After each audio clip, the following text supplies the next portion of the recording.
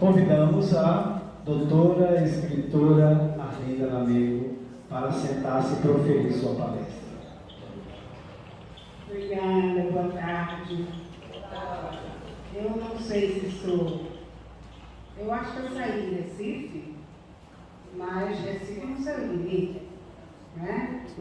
Então, lá em casa a gente come cuscuz, tapioca, cará, inhame, macaxeira, galinha cabidela, muqueca.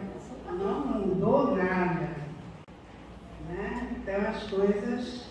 Apenas eu gostei, demorei 20 anos para fazer um molho de tomate italiano, né? Aquele molho, demorei. Mas hoje eu sei fazer, viu? Hoje eu sei fazer, né? Pois é. Eu vou falar sobre arte e literatura, tá? Para falar de arte, a gente tem que começar com uma definição de Aristóteles. Quem foi Aristóteles? Nasceu em 366 a.C. e morreu em 388, 62 anos depois. Foi acadêmico da Academia de Platão. Ele tinha o hábito de dar aulas caminhando, né? Não é isso? Conseguimos, né? E, assim, 300 anos antes de Cristo, né? Até hoje, século XXI, tudo vai em função de Aristóteles. Simples assim. Né? Simples assim. Quando ele...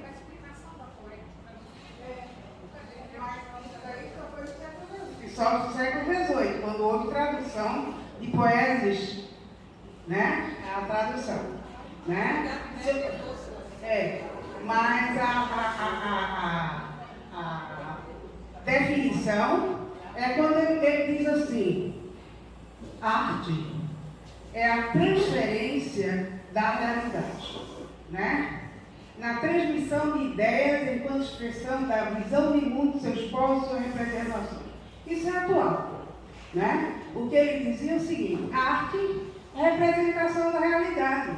Quando você pega um ágrafo, na época primitiva, que fazia as coisas nas cavernas, que eles fizeram, nós estivemos lá em Teresina, e nós nos apaixonamos por aquilo. Fui com a Jussara, Capivara, né? Serra da Capivara. E lá está vale a pena ir, está super moderno, né? Todas as oficinas, todos os museus extremamente tecnológicos, com as coisas atuais. Você entra nas cavernas. Então o ágrafo, ele mostrou a realidade deles. Ele mostrou a realidade.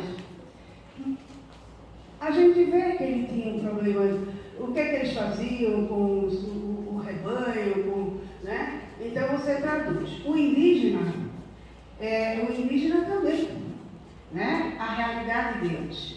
Porque a arte, além de transferir a realidade, né?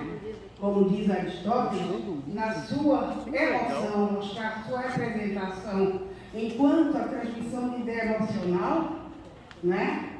Você transfere historicamente a tua sociedade e a tua cultura. E vai, durante séculos e séculos, com intelectuais sobre ética, sobre estética, e chega no fim do século XX, o pessoal diz assim: nós não conseguimos definir arte, porque muita coisa foi levando, né? Então, na realidade, arte é qualquer atividade, porque antes dizia-se assim: arte menor e arte maior. Arte menor é aquela do artesão, e arte maior é aquele do intelectual. Hoje não se tem isso. Além disso, tem uma coisa muito mais séria, que começou nos anos 60, que é a arte de inteligência artificial. e é arte, né? Então, a transmissão enquanto expressão de visão de mundo, né? Cada vez tudo certinho, tudo arrumadinho, né? Mostra toda a representação dos povos. A arte precisa ter uma habilidade, seja técnica ou não, mas tem que ter inspiração e ter racionalidade. Tem que ter racionalidade. Exato. Né? Então, a literatura em si é uma forma de arte. Né? Não é uma coisa assim, arte e literatura. Literatura é uma forma de arte. Né? Então, assim, no século antes, até quando os romanos caíram em 456, existia a arte clássica, né? Era o grego romano, né? Então, como eu disse nesse instante, manifestação consciente, por habilidade ou técnica de forma dinâmica e viva. Quer dizer, é uma atividade que é viva. A gente vai, se conseguir chegar até o século XXI agora, a gente vai ver como é viva essa arte, né? E aí tem uma beleza e ordem estética, equilíbrio e harmonia, confusão social na transmissão de emoções, desejos, sentimentos, comportamento, história e cultura da sociedade. Então ele mostra, qualquer que seja o que você vê, ele transfere a ideia, a emoção, e a gente vai conseguir ver sobre isso, né? Então, até chegar à derrocada dos romanos, era um tipo mais certo, mais impressionista, né? Porque a própria arte, que vem do latim, significa técnica. Colere entre a cultura e estética é sensação. A palavra estética foi através dos séculos e séculos, para se chegar nos anos 60 e dizer não se pode definir estética. Inclusive estética através da arte mídia atual, né? Caiu? Então, assim, cada um deu a sua contribuição. Aristóteles, quintiliano, com ordem, Cassiodoro, porque para ser arte, precisa ter ou dar prazer. Se você vai fazer um exame cerebral, quer dizer, hoje faz arte terapia para tudo, né? Quer dizer, uma descoberta empírica, que depois virou técnica, né? Então, assim, o fato de você sair para o cinema já te melhora em dopamina. O fato de você brincar com as cores ou fazer artesanato, ele realmente dá prazer. A função de arte é realmente dar prazer. E é em busca da perfeição. Quando um índio vai fazer um arco e flecha, ele demora, porque ele quer perfeição naquilo. Quando ele tatua no corpo, ele quer prazer e perfeição, né? Essa é a função da arte, né? E aí Giordano Bruno diz o seguinte: há tantas artes quantos artistas existem. Então não é uma coisa arte menor, arte maior, arte impressionista, arte não. Tudo atualmente é considerado arte. Então, como eu estava falando, que é ilógico qualquer definição, conseguir definir arte é difícil, é remota. Não é difícil, é impossível definir o que é arte. A arte é um artefato que legitimou qualquer pessoa em nome de uma instituição social, seja a comunidade, seja uma instituição formal, né? A arte, na realidade, do século XIX, estourou com museus, né? Quando surgiram os museus, então deu uma outra forma de arte, né? Todo mundo teve enciclopédias batendo em porta, né? Lá em casa comprava. E existe entre estética um diálogo. Não adianta, as coisas não são separadas. Inclusive hoje na arte digital existe uma intersecção. Quer dizer, uma coisa é, mas não é. Então você faz outra coisa, né? Então existe uma nutrição de uma coisa para a outra, né? Os sistemas começaram na argila, vieram pelo antigo egípcio e toda a comunidade forma um estilo.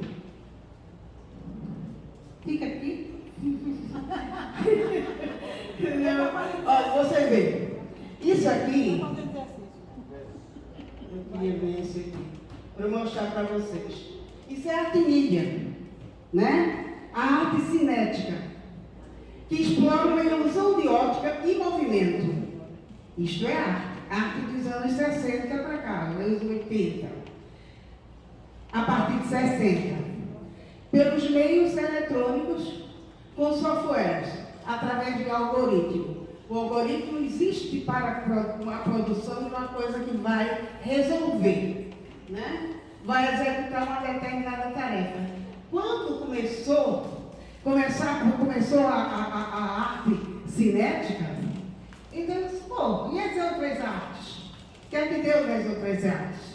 Né? Existe um computador e existe uma pessoa que dirige o input e o outro que sai pelo... E agora existe um terceiro, que é o observador. Né? Antes só se falava em dois. O que dirigia a máquina saía da máquina. Mas aqui existe, como vocês estão vendo, a arte cinética, a arte mídia, né? Com movimento. Você vê que eles mexem. Aqui. Não sei se eu falei isso. Falei? Põe isso para cá. Essa epopeia de Gilgamesh, tá? É a mais antiga literatura que se conhece, né? É a história de Gilgamesh, que ficou 120 anos como um rei, numa época, né? Uma cultura. Falou?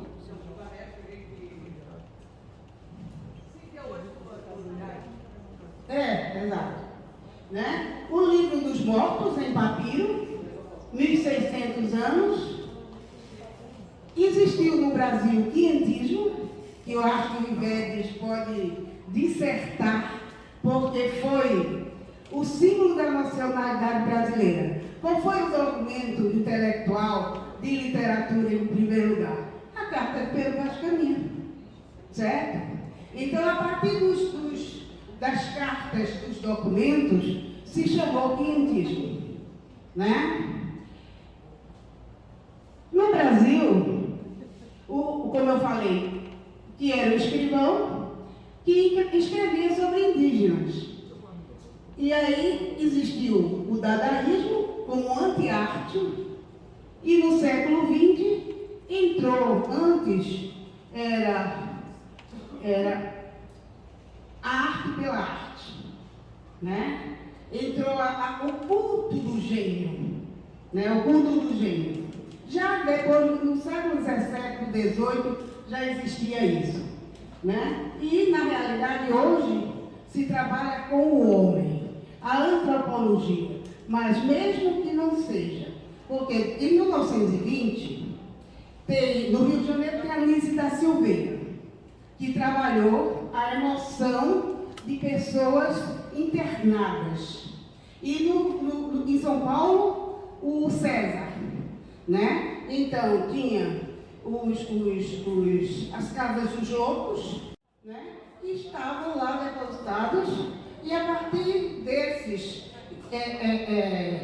desses médicos, surgiram novas propostas a ponto de o SUS não aceitar mais internações, né?